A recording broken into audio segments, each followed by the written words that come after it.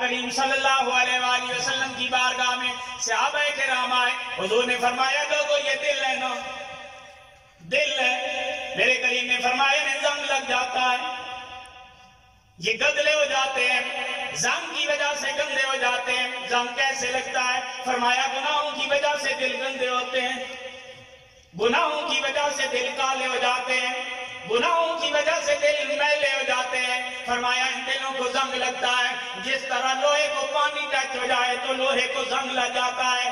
صحابہ نے عرض کیا کریم اگر بیماری بتائی ہے تو علاج بھی بتا دیں کہ دلوں کو زنگ لگ جائے، زنگ دور کیسے کریں. میرے کریم نے فرمایا اگر دلوں کو زنگ لگ جائے پہلا نسخہ یہ ہے موت کو زیادہ یاد کیا کرو، موت کو کثرت سے یاد کیا کرو. اپنی دولت کو نہیں دیکھنا، اپنی صحت کو نہیں دیکھنا، اپنی برادری کو نہیں دیکھنا، اپنے بڑے خاندان کو نہیں دیکھنا. یہ دیکھنا ہے کتنے دولت مند قبروں میں چلے گئے، کتنے صحت والے قبروں میں چلے گئے، کتنے بڑے بڑے امیر بندے آج قبروں میں چلے گئے ہیں، ان کا نام لینے والا کوئی نہیں ہے.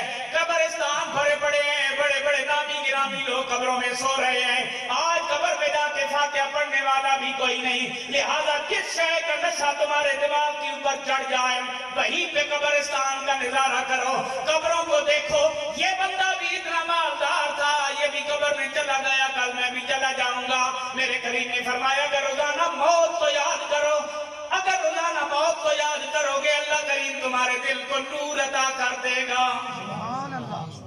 دوسرا نسخہ میرے کریم نے ارشاد فرمایا، میرے آقا کریم صلی اللہ علیہ وآلہ وسلم نے فرمایا لوگوں کثرت سے قرآن کی تلاوت کیا کرو، زیادہ سے زیادہ قرآن پڑھا کرو، ہر وقت قرآن پڑھو، قرآن کی تلاوت کرو. قرآن پڑھو گے ثواب ملے گا، قرآن دیکھو گے ثواب ملے گا، قرآن کو چھو گے ثواب ملے گا.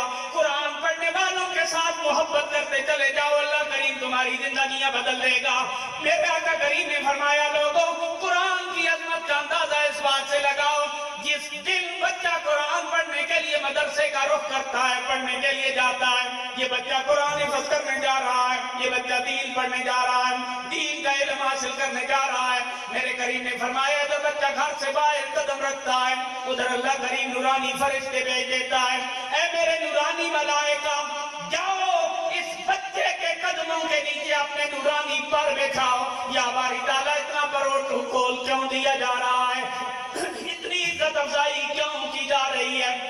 میرے کریم نے فرمایا اللہ فرماتا ہے یہ بچہ آج اپنے گھر سے نکل کے میرا دین پڑھنے جا رہا ہے.